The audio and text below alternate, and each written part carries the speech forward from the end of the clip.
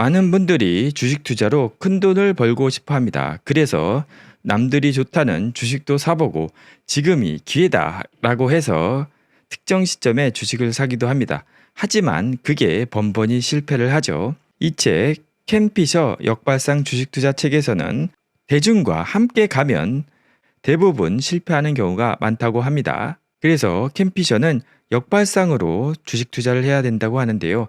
이 역발상이라는 게 단순히 시장의 주류 흐름과 반대로 가는 게 아니라 다른 사람들과 다르게 생각하는 것이라고 그렇게 얘기를 합니다. 이번 시간에도 이 책에서 인상 깊었던 구절 5가지를 보겠습니다. 첫째는 역발상 투자에 관한 건데요. 군중의 투자 판단은 적중할 때보다 빗나갈 때가 훨씬 많다는 사실은 자명하다고 그렇게 얘기를 합니다. 하지만 몇 가지 기본 원칙으로 무장하고 경계심과 독자적 사고 습관을 갖추면 당신도 군중을 이기는 진정한 역발상 투자자가 될 수 있다고 합니다. 요기 베라는 말했다. 야구는 정신력이 90%이고 신체는 나머지 10% 중에서도 절반에 불과하다.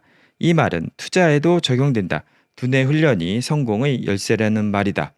즉 많은 투자대가가 얘기하는 이 독자적인 사고, 그거를 이야기하는 것입니다. 아무리 기법이 좋아도, 즉 신체가 뛰어나도 독자적인 사고, 즉 정신력이 없으면 말짱꽝이라는 거죠. 그리고 두 번째는 역발상 투자자의 첫 번째 원칙인데요. 사람들이 시장에서 어떤 사건이 일어난다고 믿으면 역발상 투자자는 그와 다른 사건이 일어난다고 믿는다고 합니다. 바로 이 대목에서 비주류 군중이 혼란에 빠진다. 나는 반대 사건이 일어난다고 말하지 않았다. 단지 다른 사건이 일어난다고 말했다. 시장은 군중이 인식하는 정보를 오늘 주가에 모두 반영한다.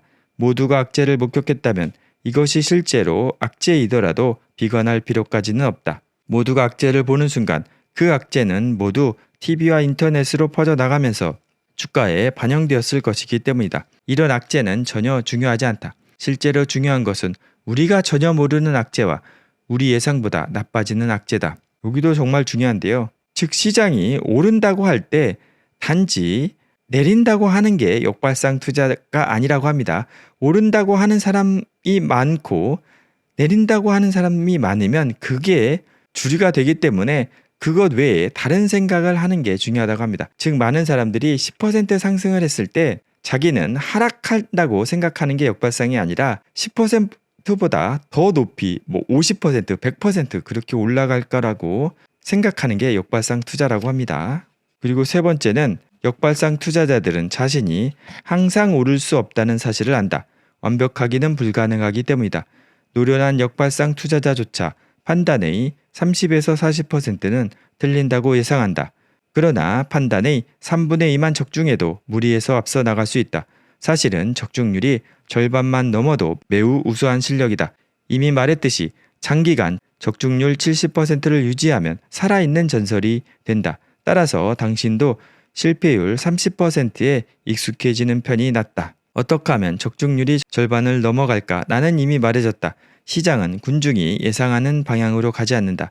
이 사실을 반드시 기억하라. 그래서 항상 30% 이상은 실패할 가능성이 있다는 것을 생각하는 게 투자에 중요하다고 합니다. 실제로 60% 확률로 투자의 성공만 해도 돈을 벌 수 있다고 합니다. 그리고 네 번째는 우리가 주가 정점이 어떻게 다다르는지 잘 모르는데요. 이렇게 다다른다고 합니다. 열기가 식거나 예상 못한 거대 악재를 만나지 않는 한 강세장은 계속 달리는 경향이 있다. 사람들의 심리는 여전히 우울했으므로 열기가 식을 것 같지 않았다. 사람들의 심리가 이른바 근심의 벽을 타고 올라 극도의 도취감에 도달하고서야 강세장의 열기가 식는 법이다. 거대 악재도 보이지 않았다. 강세장이 시작된 이래 사람들은 거대한 근심의 벽에 매달린 채 늘 똑같은 악재만 되새기고 있었다. 여기가 되게 인상 깊어서 소개해 드리는데요. 사람들이 너무 많이 올랐어. 이제는 하락할 거야. 그런 식으로 근심의 벽을 타고 주가가 슬금슬금 올라가면 그때가 정점이 아니라고 하고요. 그거를 다 극복하고 모든 사람들이 이제는 정말 달라. 시장이 끝도 없이 오를 거야. 그렇게 생각하는 순간이 시장의 정점이라고 그렇게 얘기를 하고요. 그리고 5번째는 여기도 되게 중요했었는데요. 먼 훗날의 일, 사회적 문제, 최근에 일어난 사건, 내일 당장 일어난다고 모두가 말하는 사안 등은 중요하지 않다. 시장은 먼 훗날에도 관심이 없고 당장 닥칠 일에도 관심이 없다. 시장은 3에서 30개월 뒤를 내다보며 특히 12개월에서 18개월 뒤를 주목한다. 시장은 30개월이 넘어서는 미래의 일에는 관심이 없다. 이 부분도 되게 인상 깊었는데요. 우리가 어떤 주식에 투자를 할 때 기업의 장기적인 이 미래 가치를 보고 투자해야 된다고 그렇게 얘기를 하는데요. 하지만 시장은 12개월에서 18개월, 길어야 30개월 내에 그 기업에 어떤 일이 벌어질까에 대해 예상을 하고 거기까지만 주가에 반영을 한다는 것입니다.